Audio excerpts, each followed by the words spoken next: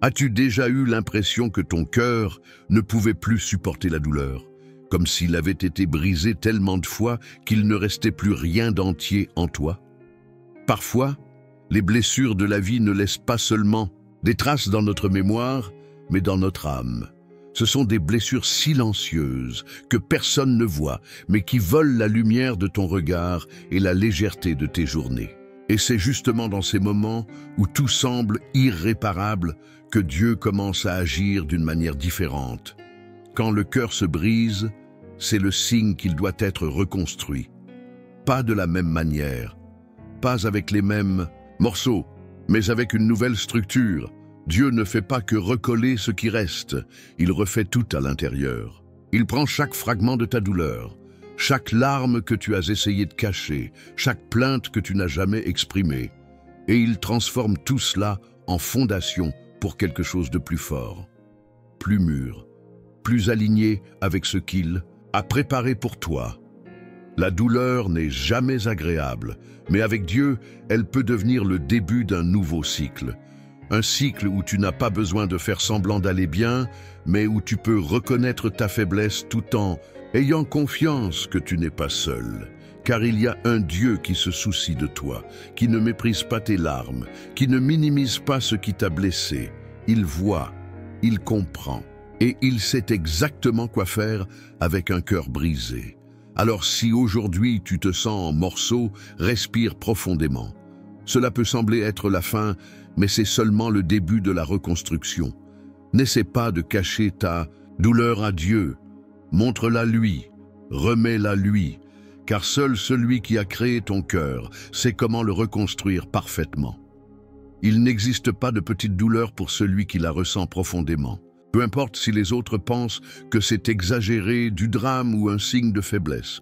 Quand le cœur est blessé, tout autour semble perdre son sens. Même les choses qui te faisaient sourire auparavant paraissent maintenant lointaines, sans couleur. Parfois, il est même difficile de prier, les mots manquent, la force s'en va et l'envie disparaît. Mais tu sais ce qui ne manque jamais? La présence de Dieu. Même dans le silence, même lorsque tu ne le ressens pas. Dieu n'abandonne pas les cœurs brisés. Il ne s'éloigne pas de ceux qui pleurent. Au contraire, c'est dans ces moments qu'il est le plus proche, même si tu ne t'en rends pas compte. La Bible dit que le Seigneur est proche de ceux qui ont le cœur brisé et qu'il sauve ceux qui ont l'esprit abattu. Cela signifie qu'il ne t'attend pas pour que tu sois fort afin de t'accueillir. Il vient au milieu de la douleur, du chaos, du désordre émotionnel, et il t'enveloppe de sa grâce. Les soins de Dieu ne sont pas toujours visibles immédiatement. Parfois, il agit dans le silence. D'autres fois, à travers des personnes, des mots, des moments qui semblent ordinaires, mais qui portent une consolation divine. Et même lorsque tout semble figé, sache qu'un processus est en cours en toi. Une reconstruction invisible mais profonde. Il retire ce qui t'a blessé, guérit les racines et renforce ce qui soutiendra ta prochaine saison. Alors, si aujourd'hui tu te sens faible, épuisé ou à bout, respire et repose-toi dans les soins de Dieu. Tu n'as pas besoin d'avoir toutes les réponses. Tu n'as pas besoin de tout comprendre. Tu dois seulement faire confiance au Dieu qui voit tes larmes et qui a le pouvoir de les transformer en témoignages. As-tu déjà eu l'impression que tout ce que tu avais construit s'effondrait sous tes yeux, comme si ta vie était une maison bâtie avec tant d'efforts, et qu'un jour, une tempête est arrivée et a tout emporté? Des rêves brisés, des portes fermées, des personnes parties, des opportunités disparues, et tu es resté là, au milieu des décombres, essayant de comprendre ce qui s'est passé. C'est dans ces moments que le désespoir tente de prendre le dessus. L'esprit crie que c'est la fin. Le cœur saigne de douleur, et parfois la foi semble bien trop petite pour supporter une telle épreuve. Mais c'est justement là que quelque chose de puissant se passe. Dieu ne te laisse pas tomber complètement. Même si tu ne le vois pas, ses mains sont tendues, soutenant ton âme pour qu'elle ne se brise pas au-delà de ses limites. Dieu ne promet pas une vie sans tempête, mais il promet d'être un refuge au milieu d'elle. Il est le rocher, solide quand tout autour vacille, Sa parole dit que le juste peut tomber 7 fois, mais il se relèvera encore. Ce n'est pas seulement une promesse de renouveau, c'est la preuve que tu n'es pas seul lorsque tout va mal. Il existe une force plus grande qui te soutient, un amour plus fort qui te reconstruit.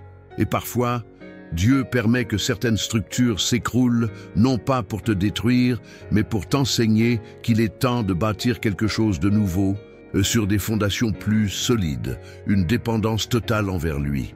Ce que tu as perdu était peut-être grand, mais ce que Dieu prépare sera plus grand encore, car cette fois, ce sera construit sur le roc et non sur le sable. Alors ne te laisse pas submerger par l'effondrement, respire. Regarde vers le ciel. Dieu est toujours au contrôle et il ne laissera pas les ruines être ta fin. Il y aura une reconstruction, un renouveau, un nouveau départ, et ce sera avec lui. T'es-tu déjà demandé pourquoi Dieu semble mettre autant de temps à agir? Pourquoi, même après avoir prié avec foi, recherché avec sincérité, la réponse tarde à venir? Peut-être vis-tu ce silence en ce moment? Une saison où tout paraît figé, alors qu'au fond de toi, tu cries pour une solution. Et si cette attente n'était pas un refus, mais une préparation, Dieu ne travaille pas selon notre précipitation, mais selon le temps de la maturité. Il voit ce que tu ne vois pas encore. Il connaît les pièges invisibles. Parfois, l'attente est la seule façon de t'empêcher d'entrer par des portes qui te feraient du mal, de t'attacher à des choses qui te priveraient du meilleur. C'est dans l'attente qu'il façonne le caractère, qu'il fortifie la foi, qu'il approfondit l'intimité. Ce n'est pas un châtiment, c'est un processus. Rappelle-toi de Joseph. Dieu lui avait donné un rêve, mais il a été vendu par ses frères, emprisonné injustement, oublié par ceux qui lui avaient promis de l'aide. Aux yeux des hommes, tout semblait être une erreur, un retard, une injustice. Mais au moment imparfait, Dieu l'a élevé à une position d'autorité en Égypte. Le retard était nécessaire pour le préparer à ce qui allait venir. Et il en est de même pour toi. L'attente révèle aussi qui fait vraiment confiance. Quand tout va bien, il est facile de croire. Mais quand Dieu se tait, quand rien ne bouge, c'est là que la foi est testée. Et chaque jour de silence, chaque larme invisible aux yeux du monde, est vue et comptée par Dieu. Il n'est pas indifférent. Il t'observe avec amour et prépare ce qu'il a de meilleur, au moment parfait. Alors, si tout semble à l'arrêt, ce n'est pas parce que Dieu t'a oublié. C'est parce qu'il est en train de te construire. Il travaille dans des zones de ta vie que tu ne perçois pas encore. Et lorsque son moment arrivera, tout s'assemblera avec une perfection que seul le ciel peut orchestrer. Fais confiance à l'attente. Elle te rend plus fort pour ce qui arrive. Tu te sens peut-être au bout de tes forces. Peut-être que tu as tout essayé. Prier, jeûner, espérer, et malgré cela, rien. Les portes restent fermées, les réponses n'arrivent pas, et tu commences à croire que c'est la fin. Tu regardes autour de toi et ne vois que ruine. Tu regardes en toi-même et ne trouves plus la force de continuer. Mais laisse-moi te dire ceci, ce que tu appelles la fin, Dieu l'appelle souvent un commencement. Parce que c'est quand tout s'écroule que Dieu peut enfin rebâtir. Tant que nous avons encore des plans humains, nous essayons de contrôler. Mais quand nous n'avons plus rien, quand nos mains sont vides, c'est là que Dieu les remplit. C'est dans les moments de vide que Dieu crée de nouvelles choses. Il ne comble pas seulement ce qui manque, il transforme. Il ne restaure pas seulement ce que tu avais, il te donne mieux. Rappelle-toi, les plus grands miracles de la Bible sont arrivés quand l'espoir humain était épuisé. La mer Rouge ne s'est pas ouverte avant que Moïse n'ait plus d'option. La manne n'est pas descendue avant que le peuple ne soit au bord de la faim. La résurrection n'a pas eu lieu avant que Jésus ne soit mis au tombeau. Ce n'est pas un hasard. Dieu attend parfois que nous arrivions à la fin de nous-mêmes pour que nous comprenions que tout vient de lui. Ce que tu vis aujourd'hui peut sembler être un chaos, un vide, une impasse. Mais aux yeux de Dieu, c'est le chantier d'un nouveau départ. Il est déjà en train d'agir, même si tu ne vois pas encore. Il prépare les cœurs, déplace les circonstances, ouvre les portes au moment juste. Et bientôt, tu regarderas en arrière et tu comprendras. C'était nécessaire. C'était douloureux, mais c'était la naissance de quelque chose de plus grand. Ne perds pas courage. Ce n'est pas la fin de ton histoire. C'est juste un nouveau chapitre que Dieu est en train d'écrire, un chapitre où sa gloire sera évidente, où ta foi sera récompensée, où sa main deviendra visible comme jamais auparavant. Il y a des blessures qui prennent du temps à guérir, des silences qui font plus mal que 1000 mots, des pertes que même le temps ne semble pas pouvoir consoler. Et pourtant, malgré tout ça, il existe une promesse qui traverse toutes les saisons. Dieu ne gaspille aucune douleur. Ce que tu vis aujourd'hui, il le transformera demain en force, en témoignage, en bénédiction. Quand tu traverses le feu, ce n'est pas pour te brûler, mais pour purifier ce qu'il y a de plus précieux en toi. Quand tu passes par le désert, ce n'est pas pour t'abandonner, mais pour te révéler ce que tu n'aurais jamais vu ailleurs. Dieu connaît chacune de tes larmes, il a entendu chacun de tes soupirs. Et même si personne autour de toi ne comprend ce que tu ressens, lui comprend. Parfois, on pense que Dieu agit seulement quand tout va bien. Mais la vérité, c'est qu'il travaille aussi dans le silence, dans les jours sans réponse, dans les nuits sans sommeil. Il agit en profondeur, là où les yeux humains ne voient pas. Il prépare ton cœur, élargit ta foi et plante des racines solides pour que tu puisses porter du fruit dans la saison à venir. Tu n'es pas en train de perdre ton temps. Ce que tu vis maintenant n'est pas inutile. Chaque moment difficile, chaque prière sans réponse, chaque combat que tu affrontes seul, tout cela sera utilisé, rien ne sera perdu. Et bientôt, tu verras que la douleur d'aujourd'hui était l'engrais du miracle de demain. Alors lève les yeux, ce n'est pas fini, ce n'est pas sans but. Dieu est avec toi, même dans ce que tu ne comprends pas encore. Et un jour, ce qui te faisait pleurer te fera glorifier, parce que tout ce que Dieu permet, il le transforme.